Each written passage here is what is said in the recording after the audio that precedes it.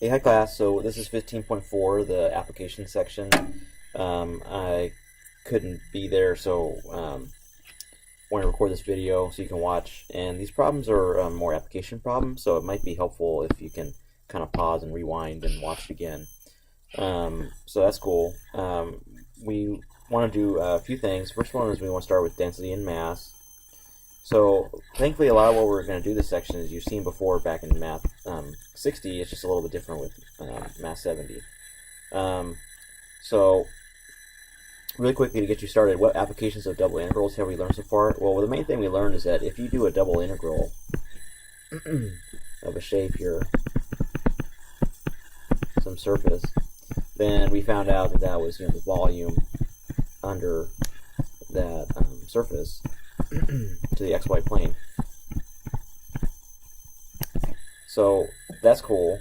And what that means is that, if we want to find volumes in a problem, we can always just use a double integral.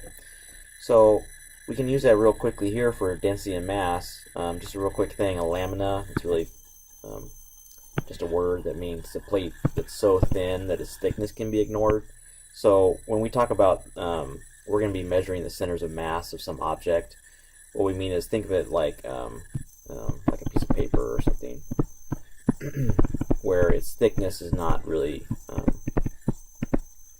it's so marginal or not important that we can kind of ignore the thickness. Now back in Calculus 2, we talked about laminas, so that's a typo, it should be 2. We use single integrals to find those moments or centers of mass. The difference was that those had constant densities. Now we can talk about double integrals. We can use them to talk about laminas that have variable density. And most things have variable density. Well, I shouldn't say most things. Like a piece of paper that has constant density. So paper, it's manufactured 99.999% accurate, so that the paper is always the same at every single part of the paper. But a lot of things have variable density. So think of like I don't know. Humans, right? So humans have variable density. Bones are more dense than ligaments or than hair. Or if you're just talking about something simple like, for instance, like a barbell. If you have weights, heavy weights on one end, then just the bar in the middle, the density is different. It's way heavier over here in the bar and where the weights are than on just the bar itself. That's lighter. So we're going to be talking about things that have variable density. Now, really quickly, in case you don't remember how density is measured, I'll do it up here. Density is defined as mass over volume. So the more mass you have per unit volume, then the more dense you are, or the less volume you take up per unit mass, the more dense you are. But anyways, typically it's defined in using this rho. So we've all seen this before, but just so you remember, rho is just the Greek letter for R, so it's like that. I'm not the best writer of rho. Sometimes the books use it just like this, kind of straight. I don't like that one because it kind of looks like a P. Sometimes it's like this, like that. So they're all the same. They're just what I'm trying to write to mean rho, which is the like R. Okay. So in general, rho is equal to mass times volume. And so if we want to solve for mass, that means that mass is equal to rho times volume. Now, if we want to find the center of mass, that means that if we have variable density, rho itself will be a function of like whatever the point you're talking about. So x comma y, that's variable. And if we want to find the volume, then remember how we talked about the volume is just given by the double integral. So if we take the double integral of that, then that's how we get the formula. That's going to be dA. So that's what it is right down here. It's the integral over the region or the disk, and it doesn't really matter, of rho, your density function, times dA. So all you have to remember is that this here is your density function. It tells you at each x and y point, like for instance on the barbell, at each x and y point what is the density of the material you're talking about. And we're talking about laminas, so little thin plates. Okay, physicists use the same thing, but they use a different term. They call it the electric charge, the total charge over a region. I threw a problem or two on the homework, but basically you just take a charge, and it's exactly the same formula. So I'll just do it in blue again. It's just going to be, they call it Q stands for like the mass in that case, so that's the same thing. And we just integrate the density function. In this case, it's the electric charge density over the region. And then they use a different thing, of course. They use sigma. Physicists, whatever. Math people, we don't care. You can call it whatever you want, okay? Just don't call me on Sundays. Okay, that was a joke. But we can use whatever letters that the physicists or the engineers want to use. The idea is that we're talking about the concepts, which is you integrate the volume over whatever your variable density function is, and then just in case you don't know, that's sigma. That's the lowercase s for in Greek. Okay, so I'm going to quickly do this one. This one's kind of a not very applicable problem because it's a little weird with these absolute values, but the idea is the same. If I want to find the mass of a disk, it has this. Then what I want to do is I want to just calculate, this is my density function, so it's going to be the integral over the region d of absolute value of x plus absolute value of y dA. Now I graphed this region of the region we're talking about is the unit disk. So let me draw that. The first thing you always want to do on these double integral problems is just draw the region. So 1, -1, 1, 1, -1. Okay, so that's what it means by the unit disk.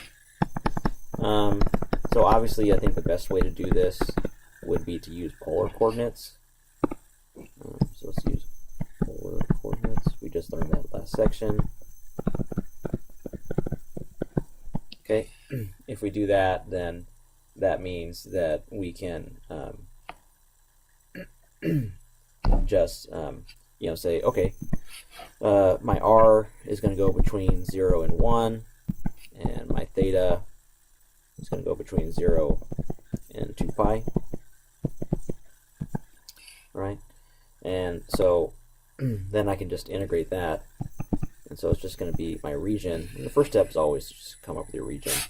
And so it's going to be 0 to 2 pi, 0 to 1. It's going to be that r dr d theta. Remember, we pick this up when we do polar.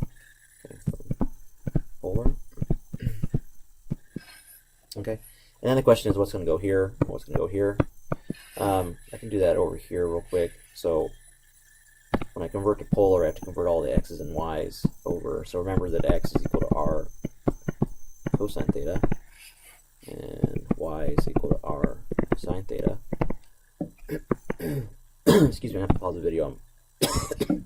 Hold on, I'm coughing. So. Okay, we're back. Oh, let me check. Yes, we're back. Okay, so sorry, I'm trying to move a little faster, but my cough was coming up. Okay, so when x is equal to r cosine theta, that means the absolute value of x is just equal to the absolute value of r cosine theta. And same thing here, absolute value of y is equal to absolute value of r sine theta. Okay. Now the cool thing is that we can be a little tricky here. That's the same thing as the absolute value of r times the absolute value of cosine theta. And that's equal to the absolute value of r times the absolute value of sine theta. Now remember, r here is always going to be positive, so that's already positive because r is talking about the radius. We're integrating over this thing, and so r is always positive. It just has to be because r of 0 is at the origin and r of 1 goes to the circle. So that's already positive. Now we can kind of eliminate the absolute value of cosine theta and sine theta if we ask ourselves, okay, when is cosine theta and sine theta both positive? Okay, and that happens when we're in the first quadrant. So 0 is less than theta is less than pi over 2. So first quadrant. So what that means is that we can kind of be a little sneaky here. When we go over here, we can just say, okay, only go between 0 and pi over 2. Our radius still goes from 0 to 1. And because it's symmetrical, you know, this region is the same as this, the same as this, it's the same as this. We can just multiply by 4, and that's because it's symmetry. A lot of times with polar stuff, you can do that when it's symmetrical. And that's cool, because then now here, rather than having to do the absolute value of r cosine theta plus the absolute value of r sine theta, because that's really difficult to integrate, now I can just say, oh, never mind, it's just going to be r cosine theta plus r sine theta. And it still has the r dr d theta. Okay. All right, so that's what we get for that, and then we just go ahead and integrate. And I'm going to leave a lot of the gory details out a little bit, but if you distribute that through, you get 0 to pi over 2, 0 to 1 of r squared cosine theta plus r squared sine theta. Actually, let me do it this way. Let me pull out the r. So I get cosine theta plus sine theta times r squared dr d theta. And remember, we can use our homeboy, not a homeboy, we can use the special case when this is a function of r only, this is a function of theta only, so we can just factor it. And so that means we get 4 times the integral of 0 pi over 2 of the theta parts, cosine theta plus sine theta d theta, and then times the integral of just 0 to 1 of r squared dr. And we'll be doing that a lot this chapter, next chapter.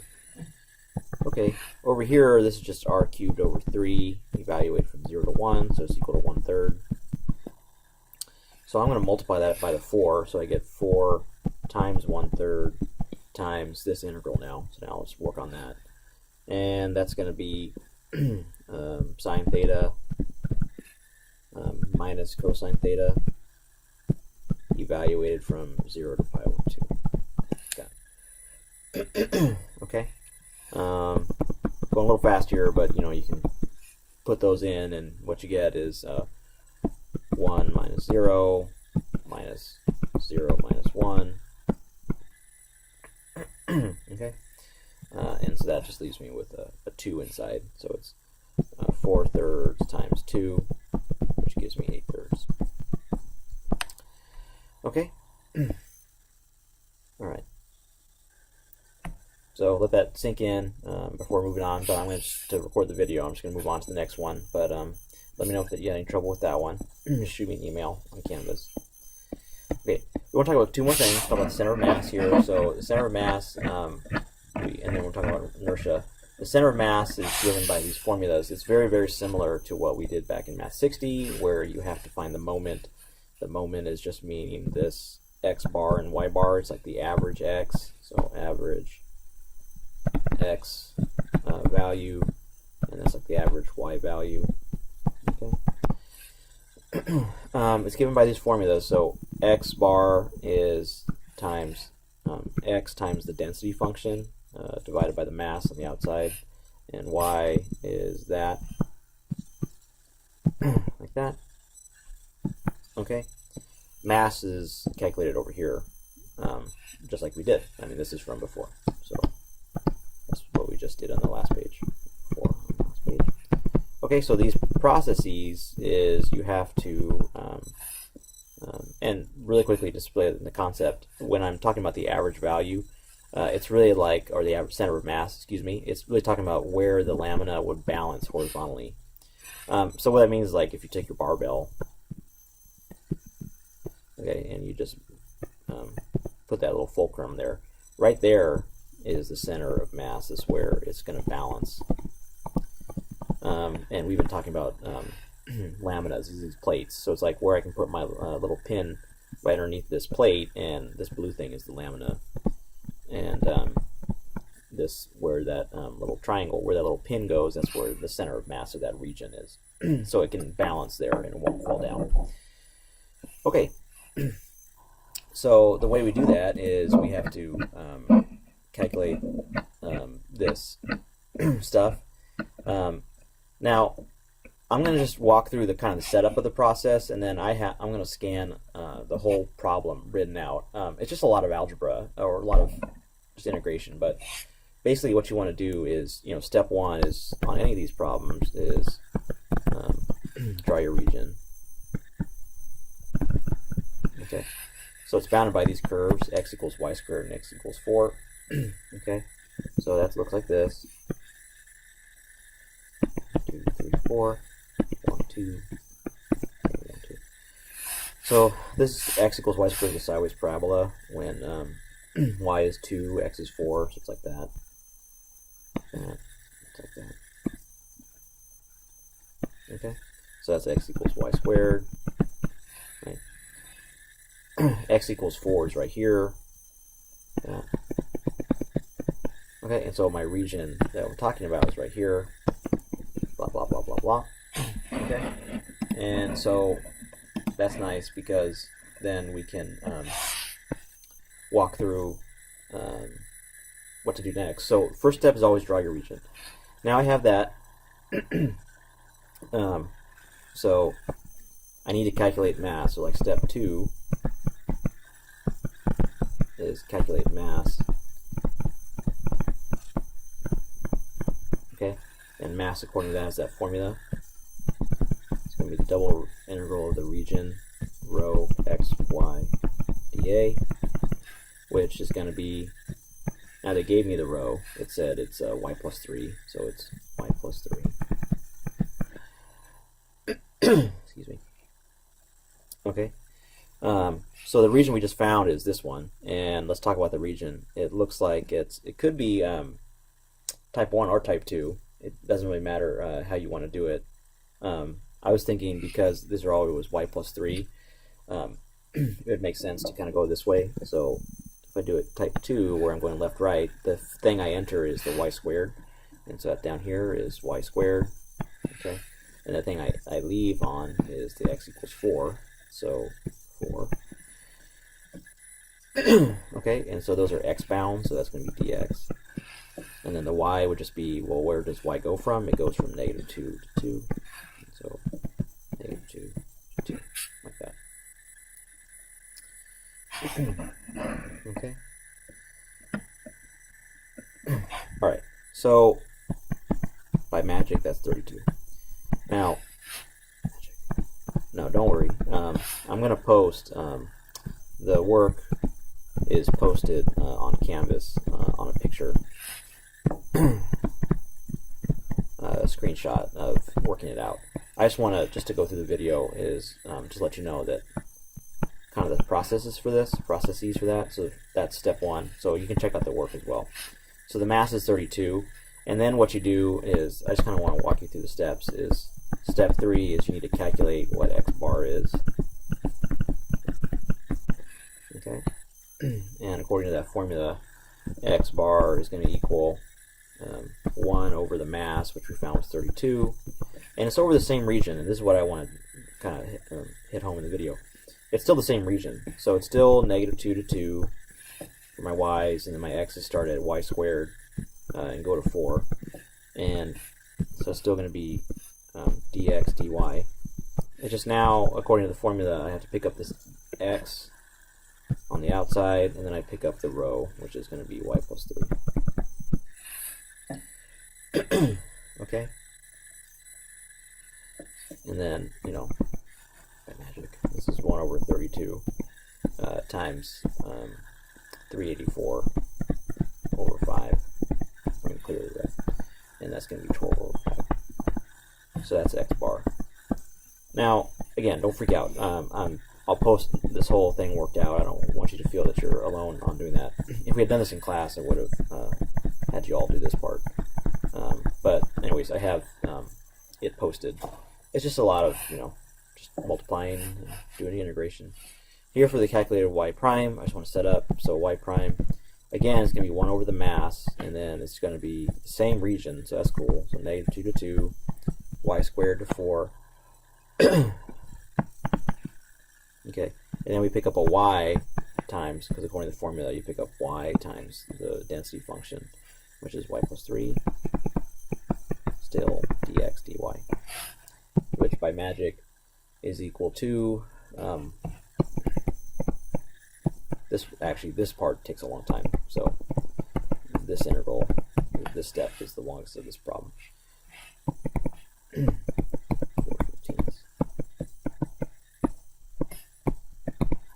Okay, and then so the center of mass, we enter it as a xy is 12/5, comma 4/15.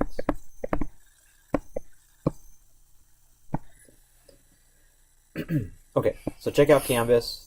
So check out all the work on Canvas. Alright, and I'm running close to the end of the time. I don't want to make this video too long, but just because it's hard to watch videos of math forever and ever. So the last little bit is this moment of inertia.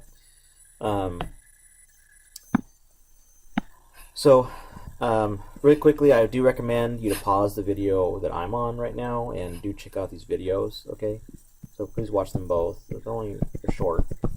And they kind of explain what a mode of inertia is. It's better than I can explain just with words. It really helps to see the visual. So check these out right now before you jump to these problems. I'll wait. So pause the video, go and check it out. I'll wait. I'm still waiting. Haha. Okay, make sure you go check them out. So I'll wait again. Make sure you check out these videos first. Alright, and we're back. So, honor system, hope you checked them out. Basically, the inertia tells you, what it tells you is that it tells you how much an object wants to resist.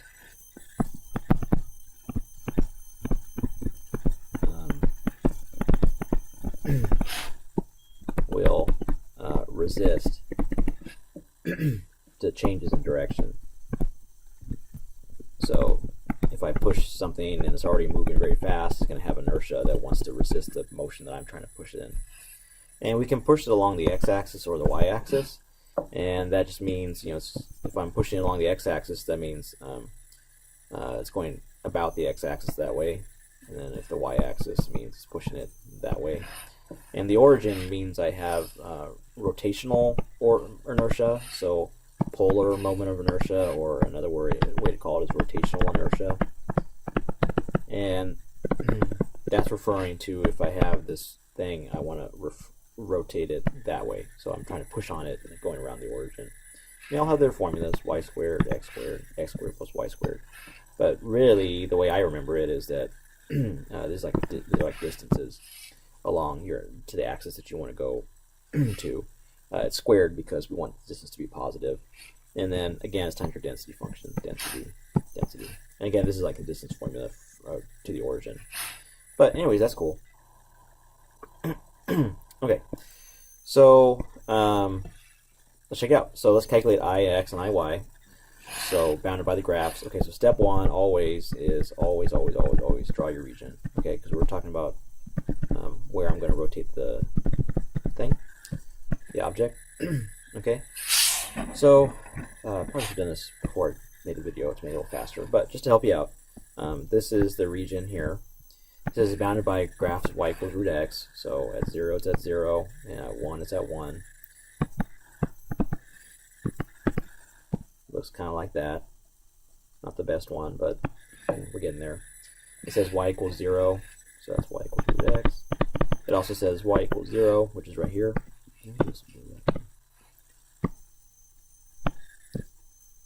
So that's y equals 0. And then it says x equals 1, so that's right here. X equals 1. Okay, so that's the region that we're going to be integrating over. Okay, and the density function is pretty simple. It's just root x. It's just rho of xy is equal to x. The big question is, would this lambda be more difficult to stop spinning about the x-axis or the y-axis? So what we really want to know is which is bigger.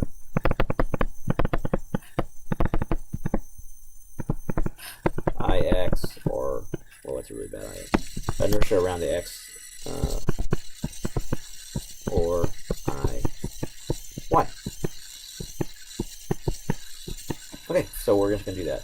So we've done step 1, which is calculate, draw the region. So step 2 is we just have to start integrating, setting up the integrals here. And I'll do Ix first. So Ix is going to equal, according to that formula right here, is the double integral of the region times y squared times my density function. Now my density function is x, so it's just going to be times x dA, which we can calculate by setting up the region. So I have x y squared. I don't know how you want to do this region. I was thinking maybe type 1, so going up and then up and out like that first. It is a type 2 region as well. You can go this way and then that way. That's could be fine. The cool thing is, like we know from Fubini's, is that we're going to get the same answer. But if I do type 1 here, the first thing I hit is y equals 0. Y equals 0. The next thing I hit is y equals root x. Okay, and then the x bounds go from 0 to 1. Right here to there. Okay. And I did dy first, and then dx. Okay. And I think I have enough time here. Let me just go ahead and do the problem out. So this is going to give me, leave that alone.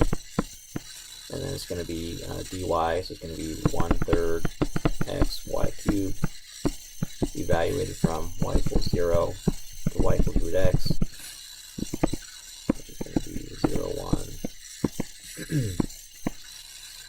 1. Root x, so it's going to be root x cubed, so it's going to be 1/3 x times, this is like x to the half, right?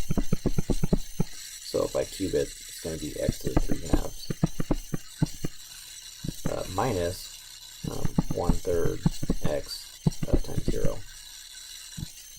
And it's going to be dx. And so then I get 0 to 1 of 1/3 x to the 5/2 dx, which is going to equal, pull the 1/3 out, evaluate, it's going to be 2/7 x to the 7/2. Evaluated from 0 to 1, which does equal 2/21. Okay. Which is roughly equal to 0.0952. Okay. Now, if you do this in class, I'd have you do this the next one. The next one's not any harder. I know I've been mean in class. I've been having you guys do the hard ones, but just on a video, so I'll do it too. But please, make sure that you're kind of actively learning and trying it on your own as well. But if I do this, IY, it's just going to equal, again, over the region. So I can just draw the region again. So y is 0, y equals root x, not draw the region, sorry, describe the region on the bounds. And then x equals 0, x equals 1. And the formula then for IY, though, is that you have it as x squared. So it's going to be x squared times your density function, which is x, and these are dy dx, which is going to equal x equals 0, x equals 1, give that equal sign, equals 1, okay, and then just have x cubed. So we might as well integrate some steps. So this is x cubed. So if I want to integrate that, it's going to be 1/4.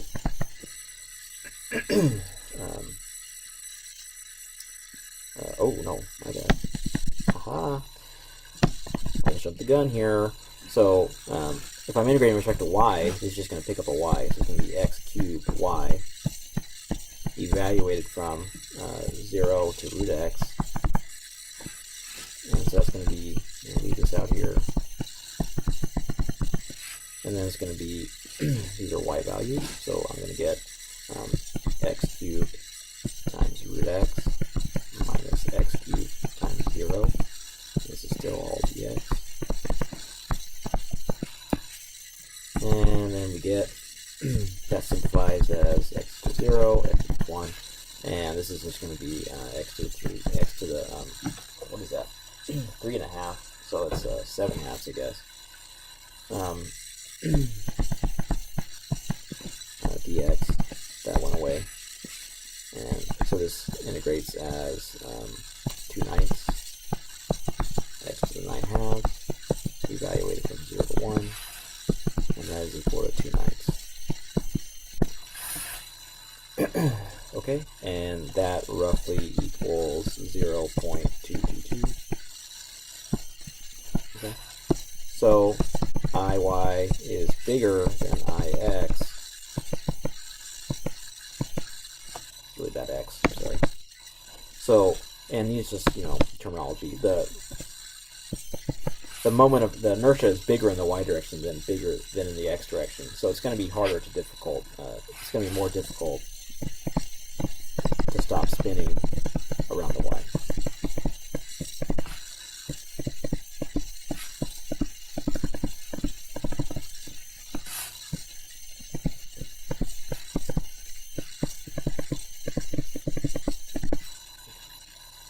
Alright, there's no tricks for the inertia, so if Iy is bigger, that means it's having more inertia around the y-axis, so it's more difficult to stop there. Alright, hope that helps. Check out Canvas for all the gory details about this one. It is a doozy, okay, but it's fun, and these ones are fun as well. Thanks so much, hope you guys are doing well, and let me know if anything doesn't make sense. I'll see you in class next time. Thanks, bye.